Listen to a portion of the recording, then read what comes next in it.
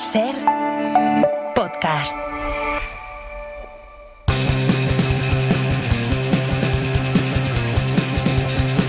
Hoy por hoy Magazine.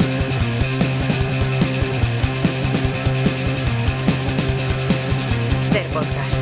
¿Qué significa la palabra tú? ¿Qué significa la palabra hogar? ¿Qué significa la palabra ser? ¿Qué significa la palabra estar? ¿Qué significa que no sientes nada cuando conoces? En la píldora de lengua solo queda un sentido por tratar, que es el gusto. Y el caso es que se nos cuela la actualidad política porque hablar de gustar, de saborear o de paladar es hablar también de morder y, claro, de mordidas. En Radio Sevilla está Lola Pons. ¿Qué tal? ¿Cómo estás, Hola, Lola? buenos días, querida. ¿Qué tal? Mira, vamos a centrar el tema, que es casi final de curso y necesitamos un poco de foco previo. ¿De qué vamos a hablar hoy? Claro, como has dicho, hemos hablado de todas las palabras que usamos para las distintas variantes del sentido. Dedicamos un día a la vista, otro al olfato, a la audición, al tacto, y nos quedaba el gusto. Así que hoy vamos a ocuparnos de eso, de hacer un repaso de vocabulario para que nos expresemos mejor y sigamos aprendiendo un poquito más de cómo hablamos. Pues vamos a empezar por lo más básico. El gusto se percibe con el sabor. ¿Qué hay que saber de la palabra sabor? Pues fíjate, acabas de decir que sabemos, ¿no? que hay que saber sobre esta palabra, sí. Pues ese saber y la palabra sabor, por la que me pregunta, son parientes, son palabras hermanas, vienen del mismo tronco. Esto lo podemos ver claramente en cualquiera de nuestras frases con el verbo saber. Por ejemplo, si digo, esta manzana sabe raro, o si digo, la profesora sabe latín, tenemos el mismo verbo saber. Es verdad. Pero claro, vamos a fijarnos en los derivados. De saber latín decimos sustantivos como sabiduría o sapiencia, y del sentido del gusto, de que una manzana sabe raro, ¿no? Pues tenemos el derivado sabor. Si nos vamos atrás en el tiempo, lo que nos encontramos es que estamos ante derivados del mismo verbo latino, que es el verbo sapere, que primariamente lo que significaba era el sentido del gusto, o sea, tener un sabor, ejercer el sentido del gusto, y de ahí se derivó pues tener inteligencia, ser un entendido.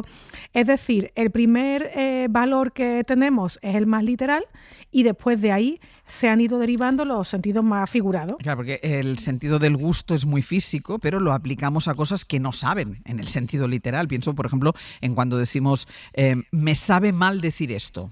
Bueno, esta es una frase que a mí me encanta, porque decimos, me sabe mal decirte esto, pero te lo digo, ¿no? O sea, digamos que me sabe mal, pero yo me he comido ese prejuicio, ese inconveniente, sí. y lo hacemos. Efectivamente, sabernos mal o bien algo puede ser un alimento o esa otra cosa que expresamos.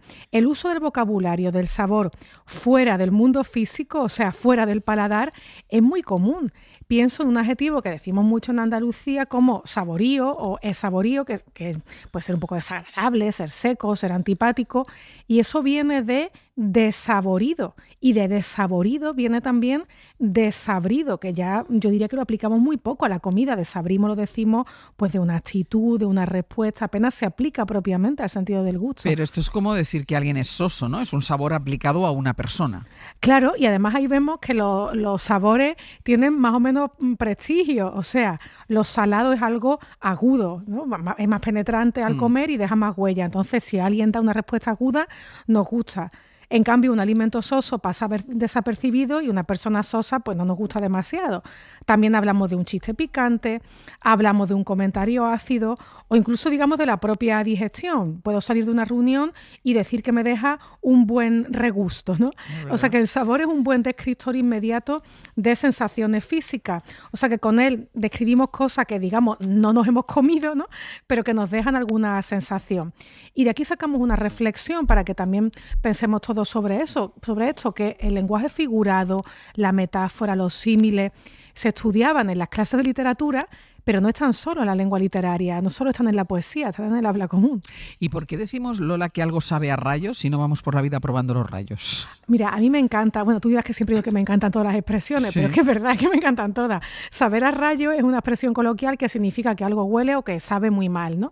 Y eso se dice porque el olor del ozono que sale cuando hay tormenta es un olor metálico, es muy, muy áspero, y aunque digamos que no nos hemos puesto a probar un rayo, sí hemos deducido del olor del rayo que su sabor debería de ser también desagradable. O sea, que algo sabe a rayo porque sabe regular. Y si al salir del agua del mar decimos que sabemos a sal, que nuestra piel sabe a sal, ¿podemos decir yo sepo a sal? No, este es un error muy común. Sí. Y nos sorprende mucho saber que no se dice ese sepo, pero bueno, según la gramática normativa no se dice, porque lo que tenemos es el mismo verbo saber, como decíamos antes, tanto para hablar del conocimiento erudito como de las papilas gustativas. O sea, que si yo digo yo sé bailar o yo sé latín, pues al salir del mar y sabemos a sal, pues decimos yo sé a sal. Yo sé a sal. Esto yo creo que no lo dice nadie. Esto nadie. Pero fíjate qué bonito decir la frase yo sé a sal, Sí. que es una frase preciosa en sí misma. O sea, la forma sepa, si es correcta, que es presente de subjuntivo, pero la forma sepo para presente indicativo, de momento, no es la correcta. Sé que hoy es jueves y sé a sal, pero no sepo. Mira, otra cosa, el paladar, que es la parte superior de la boca, hasta ahí bien, ¿eh? Pero paladar en Cuba, tú sabes que es un tipo de restaurante. ¿Esto por qué no se dice en el resto de los países que hablan español? Pues se debería decir porque es precioso también. Sí. Perdón que hoy estoy yo muy entusiasta con este léxico. Yo me fijo mucho en el nombre que damos a los restaurantes, porque cuando yo era pequeña en Sevilla había restaurantes que se llamaban restaurant, escritos así, con una O. Restaurant. Sí. Y ahora ya no hay restaurantes, ahora son abacerías, casas de comida, aunque lo hubiesen fundado hace un año, se llaman como si lo hubiesen fundado así los siglos de oro, ¿no? Bueno, pues paladar es uno de esos nombres de restaurantes que se usan mucho en Cuba. Son restaurantes privados que nacen en los años 90, instalados en casas particulares. Y claro, esto en Cuba es llamativo, porque es una isla donde el negocio por cuenta propia no se contemplaba, ¿no? De ser un régimen comunista. Entonces esto se empezó a llamar paladar porque por esa fecha, los años 90, en la televisión cubana emitían una telenovela brasileña donde la protagonista, que era así muy intrépida y tal, tenía una cadena de restaurantes que se llamaba Paladar, y de ahí, pues de la tele lo sacaron. Y el tema, tú sabes que estos últimos días está siendo el tema de las mordidas. Tenemos también esto del uso figurado de una expresión que está ligada al comer. ¿Qué nos cuentas de esta palabra, de la mordida, mordidas? Sí, bueno, aquí vamos a olvidarnos un momentito del uso actual para ver qué pasa con este derivado del verbo morder. A ver, si por ejemplo un animal nos da un bocado en la mano y tenemos una herida, pues quizá yo diría, pues mira, tengo una mordedura, ¿no? Mordedura como derivado de morder. Pero del verbo morder también se deriva, junto con mordedura, la palabra mordida. Por ejemplo, un dentista puede decirnos que por nuestra manera de morder, nuestra mordida nos está desfigurando un diente, ¿no? Pues bien, de esos dos derivados, mordedura y mordida, es el de mordida el que sobre todo, además de ese sentido literal de morder, tiene el otro valor que es el que, bueno, pues el que está de actualidad, ¿no? El de aprovecharse del dinero común. ¿Y esto que la palabra mordida esté vinculada a un delito, a un abuso del cargo, es una palabra general?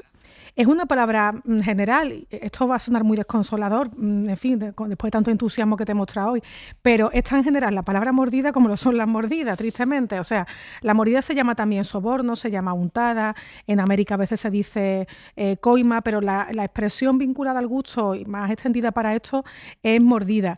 Y esto lo que nos evoca es que la idea de fondo es pensar en el dinero de todos, en el dinero común, como algo atractivo, como algo comestible, del que nos llevamos un trozo que solo nos comemos nosotros, ¿no? Es una idea también de cómo entendemos el dinero que es de todos, pues tremenda, ¿no? Desoladora. Hasta la semana que viene, Lola. Hasta la semana que viene. Beso. Para no perderte ningún episodio, síguenos en la aplicación o la web de la SER, Podium Podcast o tu plataforma de audio favorita.